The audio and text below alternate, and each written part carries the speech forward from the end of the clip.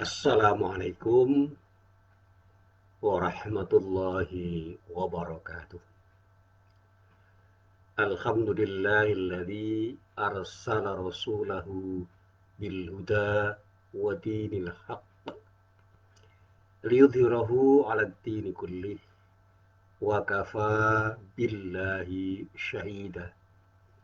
Asyhadu an la ilaha illallah wahdahu la syarikalah wa asyhadu anna Muhammadan 'abduhu wa rasuluh. Allahumma salli wa sallim ala nabiyyina Muhammad wa ala alihi wa sahbihi wa man wala. Amma ba'd. Para jamaah yang dirahmati Allah, alhamdulillah. Sekali lagi saya ucapkan dalam rangka untuk mewujudkan sikap syukur saya kepada Allah dalam wujud ucapan. Dan mudah-mudahan Allah senantiasa berkenan memberikan petunjuk dan bimbingan pada kita untuk selalu bersyukur, bukan hanya dengan kata-kata, tetapi juga dalam sikap dan tindakan kita di dalam hidup kita ini. Sehingga kita menjadi orang yang selalu bisa mendapatkan kenikmatan yang datang dari Allah, karena Allah berjanji akan menambah nilai kenikmatan yang telah diberikan olehnya kepada orang-orang yang bersyukur atas kenikmatan yang telah diberikan oleh Allah kepadanya. Para jamaah yang dirahmati Allah, sekali lagi saya menyapa teman-teman saya.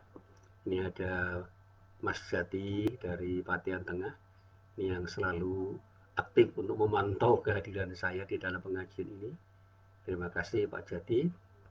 Kemudian ada teman saya ini Mas Dalharwi, ini orang dari Kasihan Bantul, dari Tertonil Molot.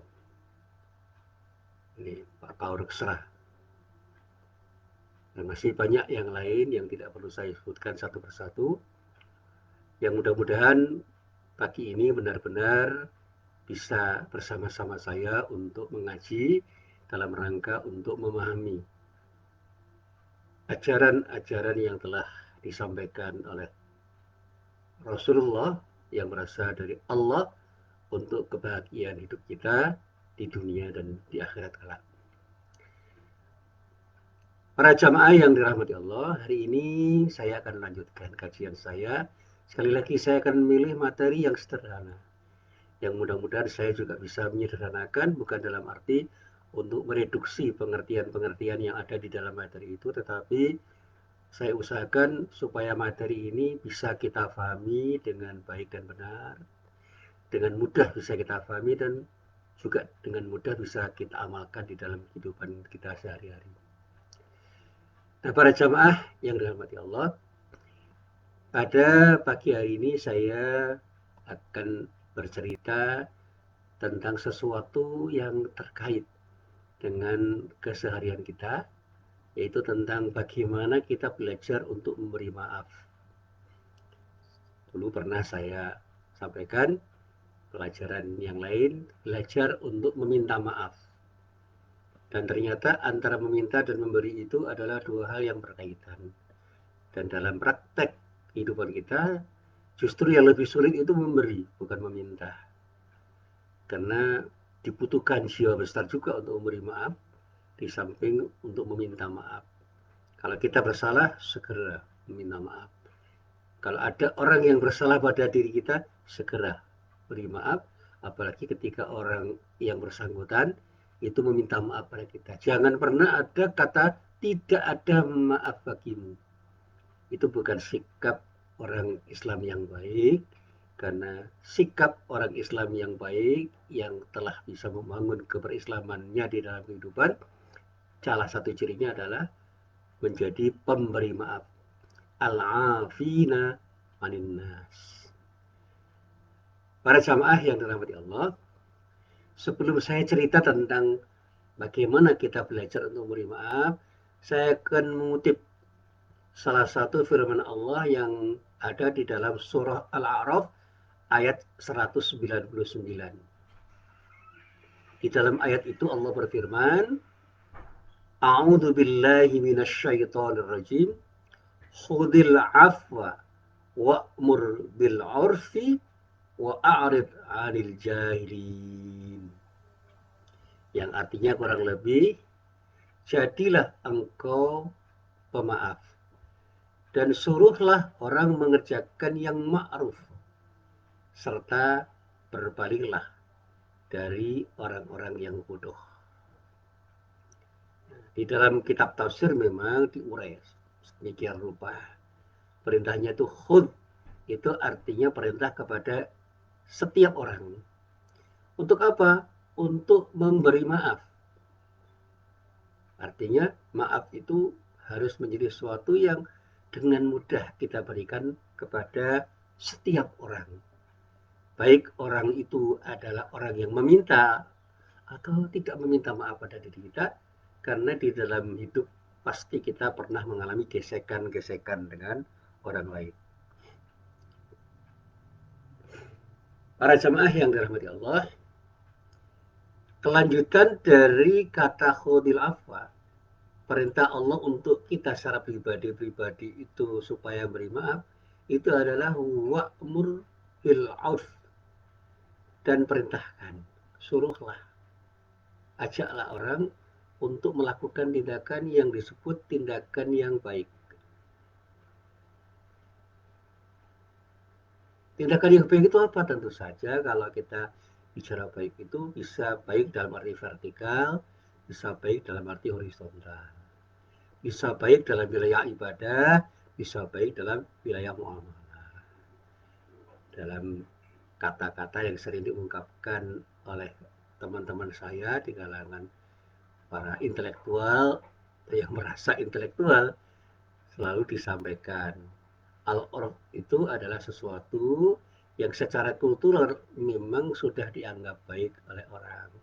Tapi sekali lagi, kalau kita bicara tentang persoalan kultural, jangan sampai kita pisahkan pembicaraan itu dengan pembicaraan yang terkait dengan sesuatu yang bersifat ta'abudi atau bersifat ibadah.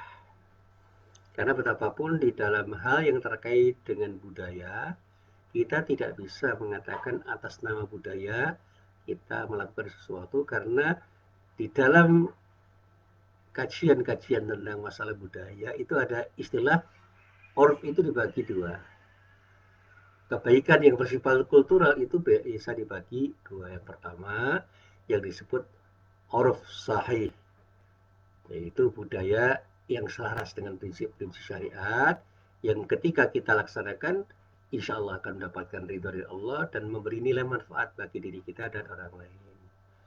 Tapi ada juga yang disebut urf fasid, budaya yang rusak, yaitu segala macam rangkaian budaya yang bisa jadi sudah menjadi bagian dari kebiasaan orang, tetapi kebiasaan ini bertentangan dengan prinsip syariat, yang ketika kita laksanakan, kita amalkan, kita kerjakan, justru akan memberikan dampak negatif pada diri kita dan orang lain. Kan orang dengan sederhana mengatakan ada budaya bohong. Ya, kalau itu kita katakan pada budayawan, pasti akan dikritik karena budaya itu sesuatu yang luhur. Jadi kalau bohong itu bukan budaya, itu penyimpangan dari budaya, atau yang dalam istilah teman-teman saya yang belajar ilmu budaya itu yang dinamakan dengan budaya rendah. Nah, sementara kejujuran itu disebut dengan budaya tinggi, high culture, atau yang disebut dengan budaya yang luhur. Budaya luhur yang itu harus menjadi kebiasaan yang pada saatnya itulah yang disebut dengan uruf. Budaya luhur yang nilai keluhurannya itu terkait dengan hal-hal yang bersifat ibadah maupun yang bersifat muamalah. Ketika kita kaitkan dengan prinsip syariat, selaras dengan prinsip syariat, dan ketika kita kaitkan dengan sesuatu yang menjadi kepentingan manusia dan masyarakat pada umumnya, itu akan menjadi sesuatu yang diterima karena bersesuaian dengan akal sehat dan bahkan berselarasan dengan kata hati orang. Dan disitulah kemudian orang mengatakan budayakan sesuatu yang baik, jangan budayakan sesuatu yang buruk, Karena membudayakan sesuatu yang baik itu adalah sesuatu yang sudah semestinya kita lakukan dan jangan pernah membudayakan sesuatu yang buruk. Sehingga ketika kebohongan itu sudah menjadi kebiasaan, jangan dibiasakan. Karena itu berseberangan dengan nilai-nilai kebenaran yang datang dari Allah dan Rasul-Nya dan bahkan tidak bersesuaian dengan sesuatu yang dianggap baik oleh masyarakat yang masih merujuk pada akal sehat atau hati nurani. Sehingga dikatakan di dalam ayat ini dengan kata-kata wa'arid anil jahilin, dan berpalinglah dari orang-orang yang bodoh. Al-jahilin itu jamak dari al-jahil. Al-jahil itu siapa? Di dalam bahasa Inggris al-jahil itu disebut dengan man of ignorance. Orang yang tidak tahu, orang yang belum tahu, atau orang yang sebenarnya melakukan tindakan yang tidak seharusnya mereka lakukan.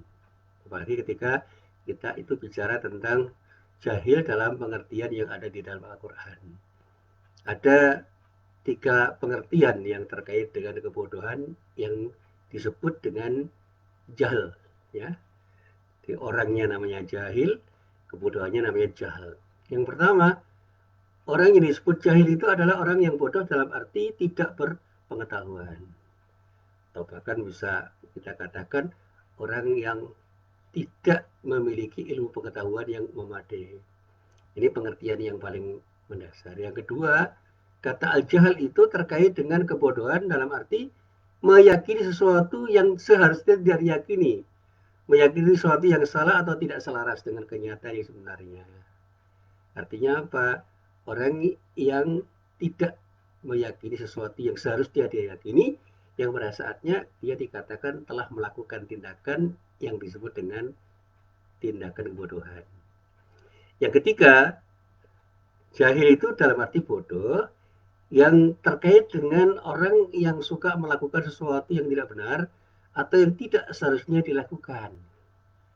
Misalnya orang itu seharusnya menjadi orang yang memberi maaf, tetapi justru menjadi orang yang suka mendendam, menjadi pendendam, pembenci, dan tidak mau melakukan tindakan untuk memberi maaf pada orang.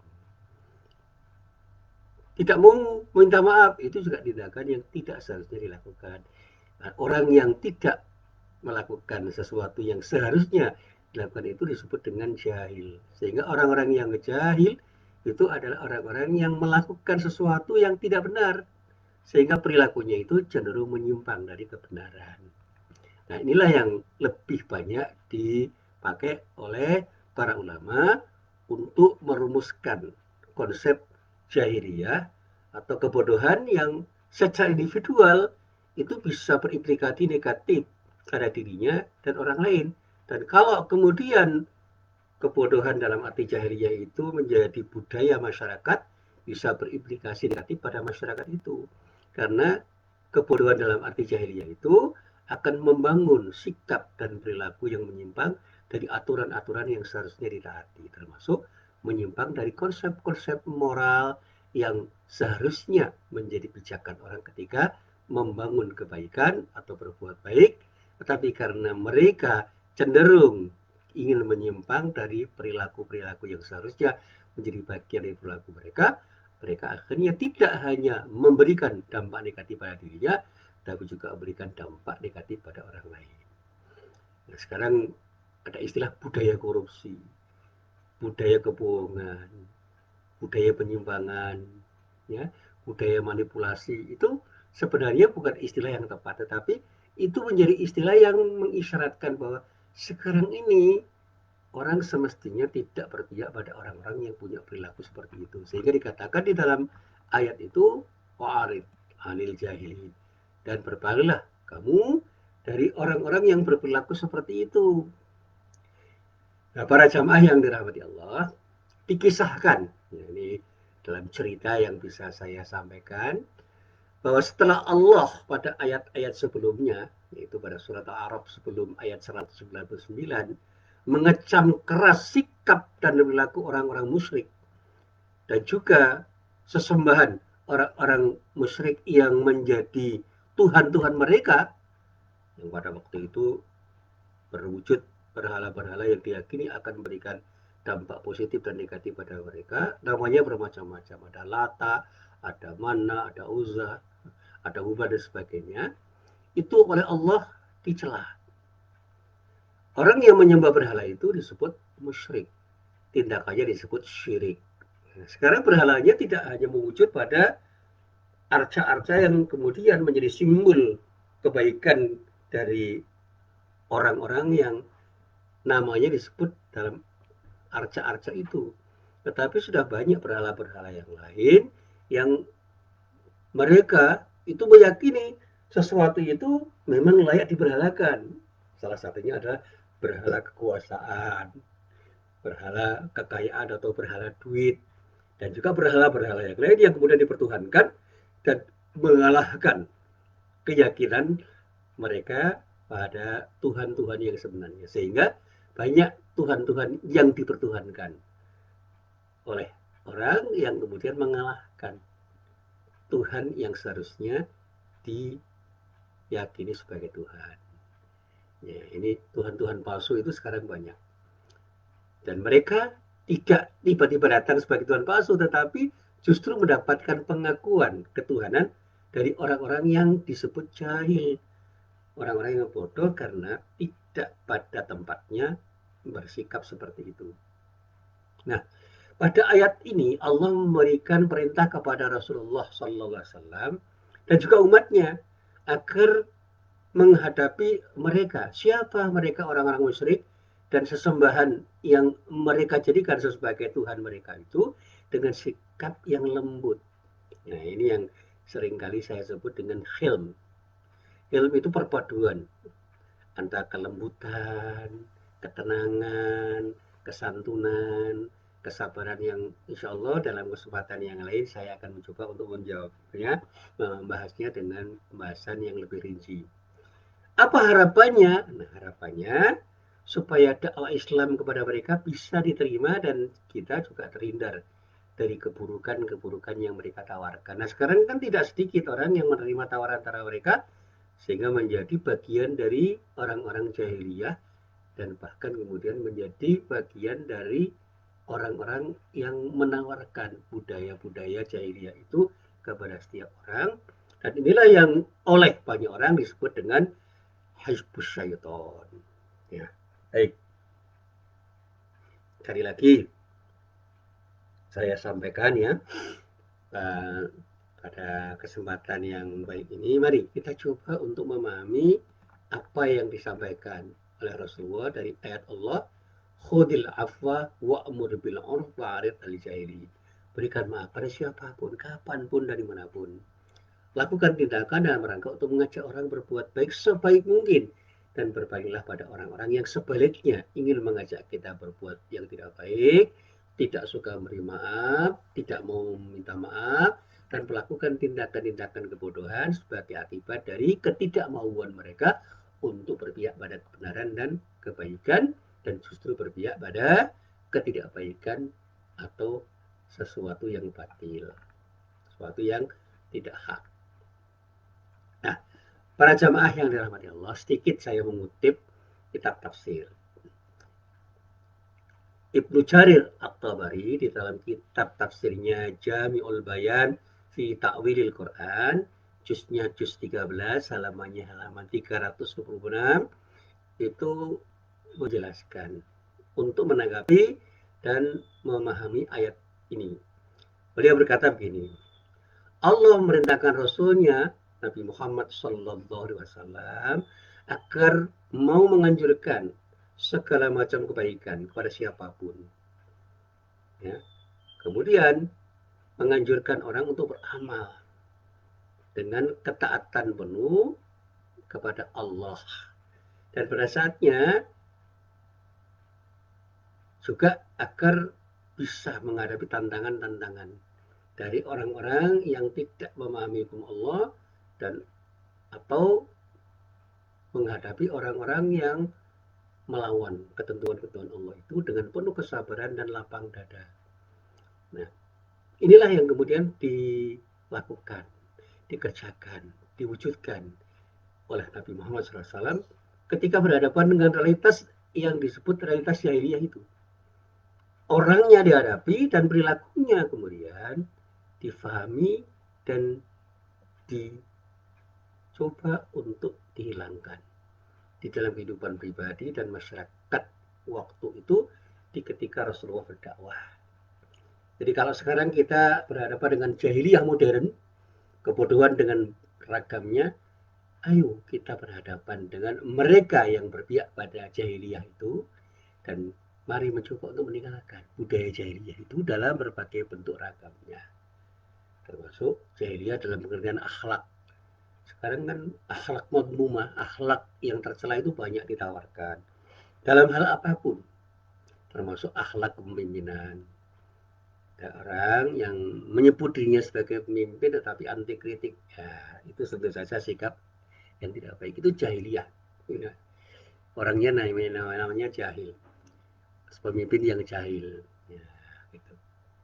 Kalau pemimpin itu adalah pemimpin yang betul-betul baik, pemimpin-pemimpin yang adil, pemimpin-pemimpin yang berpihak pada kebenaran, pemimpin-pemimpin yang punya integritas yang kuat, menerima kritik itu tidak hanya sekedar menerima tetapi senang, bahkan akan berusaha untuk memancing orang, memberikan kritik untuk perbaikan dirinya dan perbaikan masyarakat yang dipimpinnya. Maka pemimpin yang adil itu jaminannya surga. Dalam arti pemimpin yang adil dalam pengertian yang benar. Yaitu pemimpin yang berpihak pada kebenaran dan tidak berpihak kepada ketidakbenaran dan selalu menawarkan kebenaran dan mengarahkan rakyatnya untuk menuju kebenaran. Dan ketika dikritik justru berterima kasih karena apa? Kritik itu bagian dari sesuatu yang diperlukan oleh setiap pemimpin dalam rangka untuk menjadi orang yang bertanggung jawab secara horizontal maupun secara vertikal kepada Allah Subhanahu wa taala. Nah, para jamaah yang dirahmati Allah. Nah, kata maaf yang di sini disebut dengan al-afu itu arti gampangnya adalah sikap memberi. Artinya apa? Kita diminta oleh Allah untuk punya sikap memberi maaf terhadap kesalahan orang lain tanpa menyisakan misalnya rasa benci, sakit hati, dan keinginan untuk membalas dendam. Jadi seorang pemaaf itu adalah orang yang selalu bersedia untuk memberi maaf pada siapapun, dimanapun, dalam bentuk apapun yang mestinya harus diberikan kepada orang yang meminta atau tidak meminta maaf. Sekali lagi, tidak ada orang yang tidak pernah disalahi dan tidak pernah ada orang yang tidak pernah bersalah kepada siapapun. Disitulah kesediaan untuk memberi, di samping kesediaan untuk meminta, itu harus menjadi kesadaran pribadi-pribadi orang yang beriman. Nah, ketika kita sebagai orang Islam, semestinya kesediaan untuk memberi maaf kepada siapapun itu harus menjadi kesediaan yang sudah melekat pada diri kita. Dan menurut pemahaman saya, orang yang menjadi pemaaf itu adalah orang yang pada saatnya hidupnya lebih enteng. Beban-beban hidupnya itu menjadi bisa hilang, lenyap. Karena apa? Orang-orang seperti ini tidak ada beban di dalam hidupnya ketika berhadapan dengan orang banyak. Karena apa? Mereka tidak punya musuh, tidak punya orang yang dimusuhi, dibenci, apalagi dendam terhadap orang. Dan tidak pernah sakit hati terhadap siapapun. Karena apa? Mereka yang pernah menyalahi dirinya sudah mereka lupakan. Sementara ketika kita senang meminta maaf, itu artinya apa? Kita itu punya jiwa besar untuk selalu meminta kesediaan orang untuk beri maaf pada kita, meskipun mungkin kita itu hanya melakukan kesalahan-kesalahan kecil, yang mungkin kesalahan itu adalah kesalahan yang tidak kita sengaja. Tapi saya katakan, mari kita belajar untuk menjadi orang yang bisa dicontoh oleh orang. Berikan maaf pada siapapun tanpa kecuali dan mintalah maaf pada siapapun. Inilah adalah akhlak mahmudah, akhlak terpuji yang mestinya harus kita tawarkan, kita jual dimanapun dan kapanpun kita berada. Para ulama mengatakan Allah Subhanahu wa taala itu menyebut dirinya dengan afuun, artinya maha pemaaf. Saya bisa kita lacak di dalam firman Allah yang terdapat di dalam surah An-Nisa ayat 149. In tubdu khairan au tukhfuhu au ta'fu an su'in fa innallaha kana afuwan qadira. Jika kamu melahirkan sesuatu kebaikan atau menyembunyikan atau memaafkan sesuatu kesalahan pada siapapun, maka sesungguhnya Allah itu Maha Pemaaf lagi Maha Kuasa. Dengan kekuasaannya dia tidak kemudian menggunakan kuasanya untuk membenci orang, mendendam orang, mencederai orang. Karena apa? Dengan sifat pemaafnya Allah memberi maaf dengan kekuasaannya. Seperti juga ketika Allah disebut Al-Hakim, Maha Bijaksana. Itu artinya dengan kekuasaan yang dia miliki, dengan keperkasaannya Allah Maha Bijak. Sehingga tidak ada satupun yang dilakukan oleh Allah itu yang menzalimi hambanya. Semua dilakukan dalam rangka untuk kebaikan atau kemaslahatan hambanya. Nah, di dalam ayat ini perintahnya khud, yang dalam terjemah bahasa Indonesia kata khud itu diartikan dengan kata ambillah.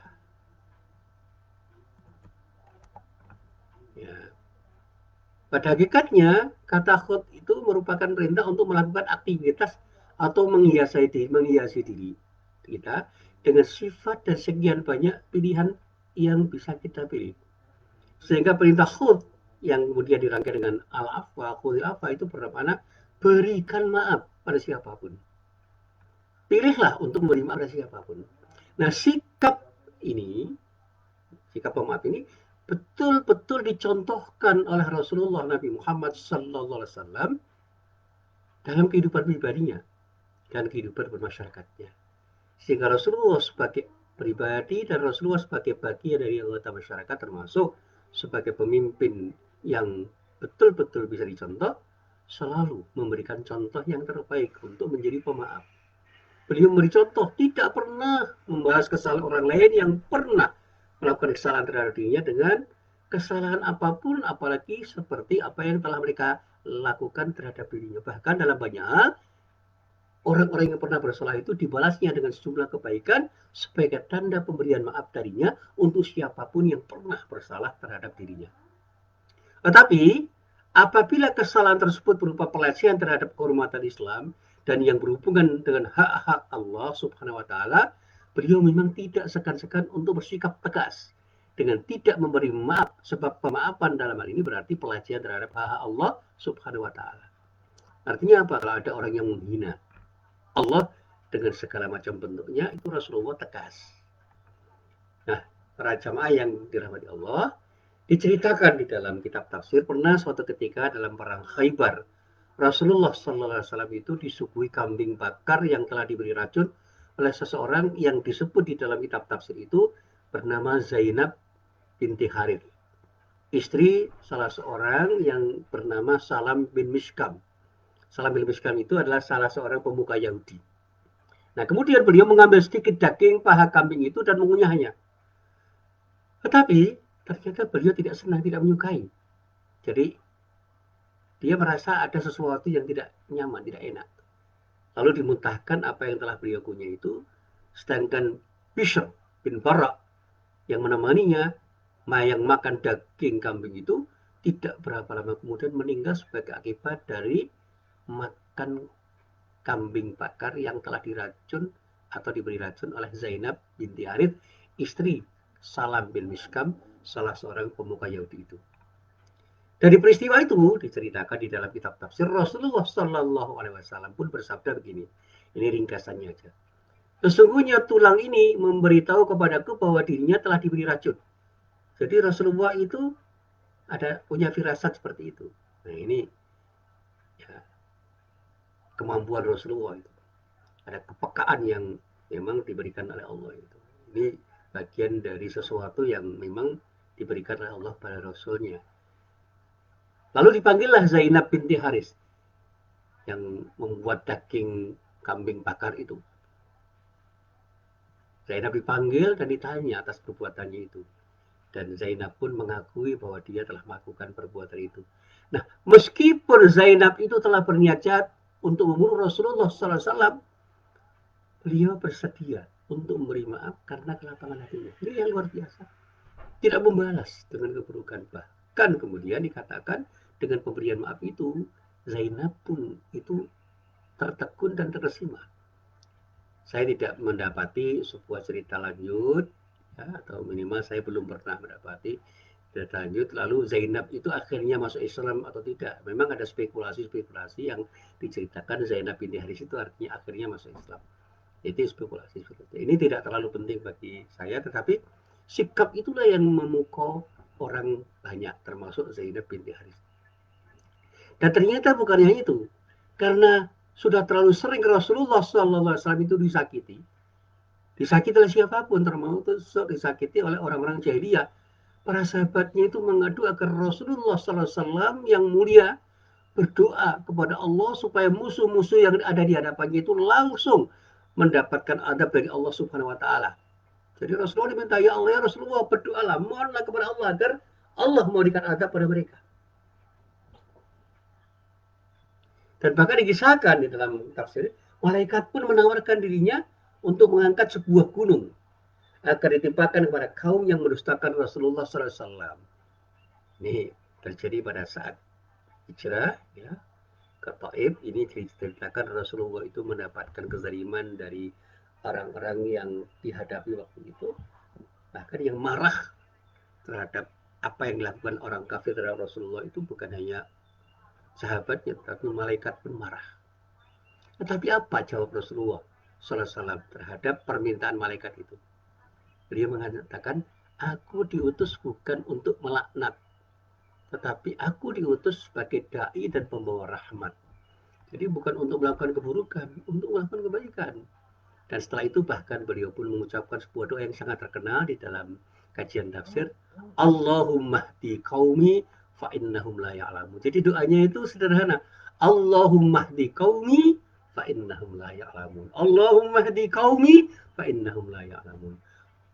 Ya Allah, berilah petunjuk kepada kaumku. Sesungguhnya mereka berbuat seperti itu karena mereka belum mengerti. Nah, nanti bisa kita lihat. Ini hasil kajian saya terhadap kitab tafsir yang saya rujuk, yaitu tafsir Ibnu Katsir, yang judul tafsirnya itu adalah Tafsirul Quran Al-Adim, juz 6, ya, tafsir Al-Quran Al-Adim, yang kita kenal dengan tafsir Ibnu Katsir, juz 6 halaman 571. Silakan nanti dilacak. Nah, inilah kajian ringkas yang bisa saya sampaikan dalam kuliah subuh yang intinya adalah tadabbur Al-Quran tentang arti penting memberi maaf, yang ternyata pemberian maaf itu diberikan contoh oleh Rasulullah, lebih didahulukan oleh Rasulullah dibanding atau ketimbang meminta maaf. Kedua-duanya penting, tetapi Rasulullah memberikan satu arahan dan teladanan, memberi itu lebih didahulukan. Dan ini yang selalu saya sampaikan. Rasulullah ketika menyebut aliyatul ulia khairun min aliyatus sufla itu adalah sesuatu yang bisa kita pahami. Ketika kita proaktif memberi itu nilainya lebih baik daripada meminta. Meminta itu tidak selalu jelek. Apalagi minta maaf. Karena kita pernah bersalah, segera minta maaf. Tapi pemberi maaf itu adalah tindakan atau sikap dan perilaku yang lebih baik nilainya dibandingkan dengan meminta maaf. Yang oleh karena itu, kalau kita itu mengaku sebagai pengikut Rasulullah, pengikut Nabi Muhammad SAW, seharusnya kita segera meneladani perilaku Rasulullah itu. Jadilah pemberi maaf dan jangan pernah menjadi orang yang membenci orang, punya sakit hati terhadap orang, apalagi pendendam. Itu bukan sifat orang Islam yang baik. Jadilah orang yang mencontoh Rasulullah, menjadi orang yang beritibak, mengikuti Rasulullah dengan antara lain suka memberi maaf dan jangan pernah menjadi pendendam, pembenci, dan orang yang sakit hati terhadap siapapun. Lupakan, forget it. Ya, inilah yang selalu saya sampaikan pada murid-murid saya, para mahasiswa saya, dan menjadi nasihat untuk diri saya sendiri. Mari kita mulai. Ibda binafsik. Assalamualaikum warahmatullahi wabarakatuh.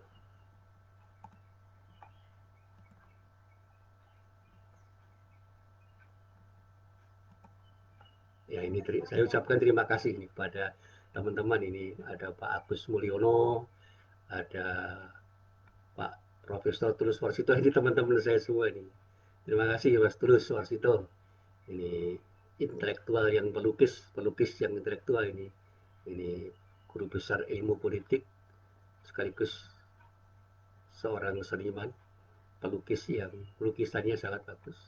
Ini ada murid saya ini namanya Muksin, yang dulu ketika mau menikah yang melamarkan istrinya itu saya di Imogiri di Karangtengah.